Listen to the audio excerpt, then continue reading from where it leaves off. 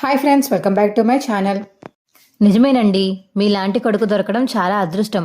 మావయ్య గారు ఏదో జన్మలో బాగా అదృష్టం చేసుకుని ఉంటారు అని మీనా అంటుంటే, లేదు మీనా, అలాంటి కన్న తండ్రి దొరికినందుకు నేనే చాలా హ్యాపీగా ఫీల్ అవుతున్నాను. అలాంటి తండ్రి ఎక్కడా ఉండరు. చిన్నప్పుడు మా అమ్మ నన్ను దూరం పెడితే చిన్నప్పటి నుంచి అమ్మ ప్రేమ నాన్న ప్రేమ అన్ని నాన్నే చూపించారు. తప్పుడు మార్గంలో వెళ్లకుండా నన్ను ఇంత బాగా పెంచారు. నేను ఇప్పుడు ఇలా ఉన్నాను అంటే దానికి కారణం మా నాన్నే మీనా. అందుకనే మా నాన్నని ఎప్పుడు తక్కువ చేసి మాట్లాడను. మా నాన్న ఏమన్నా నేను సైలెంట్గా ఉంటాను మీనా అని బాలు అంటుంటే, తల్లిదండ్రుల్ని ప్రేమగా చూసుకునే వాళ్ళు పెళ్ళాన్ని పిల్లల్ని కూడా బాగా చూసుకుంటారని చెప్పేసి అంటూ ఉంటారండి. అది మిమ్మల్ని చూస్తుంటేనే అర్థమవుతుంది. నాకు అది చాలండి, ఈ జన్మకిది చాలు అని మీనా అంటుంటే, అన్నిటికన్నా ముఖ్యంగా అర్థం చేసుకునే భార్య వచ్చింది. నీలాంటి భార్య దొరకడం కూడా నా అదృష్టం మీనా. నువ్వు చిన్న చిన్న వాటికే చాలా ఆనందపడిపోయి హ్యాపీగా ఉంటావు.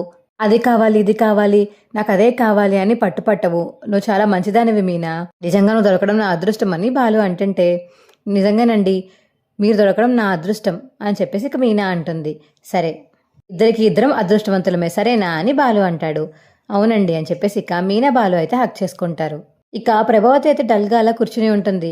ఏమైంది ప్రభా, ఎందుకు అలా కూర్చున్నావు అని సత్యం అడుగుతుంటే, ఏం లేదులేండి అని ప్రభావతి అంటుంటే, అదేంటి ఏం లేదంటావు, ముఖమలా పెట్టుకుని కూర్చుని ఏం లేదంటావేంటి, అప్పు మొత్తం ఇప్పుడే కట్టేయమని చెప్పాడే ఏంటి బాలుగాడు, వాడు కావాలంటే అప్పు కట్టకపోయినా పర్వాలేదు, నన్ను మాత్రం ఇలాంటి నిర్ణయాలు తీసుకోవద్దనడం చెప్పేసి నువ్వు బాధపడుతున్నావే ఏంటి అని ఇక సత్యం అంటుంటే, అది కాదండి, వాడిని చిన్నప్పటి నుంచి నేను ద్వేషిస్తూనే వచ్చాను, కానీ వాడు మిమ్మల్ని ఎంతలా ప్రేమిస్తున్నాడో నేను కూడా ప్రేమించలేనేమో, అంతలా మిమ్మల్ని ప్రేమిస్తున్నాడు, మీకు గౌరవిస్తున్నాడు, అది చూసే అలా ఉండిపోయానండి అప్పటి నుంచి.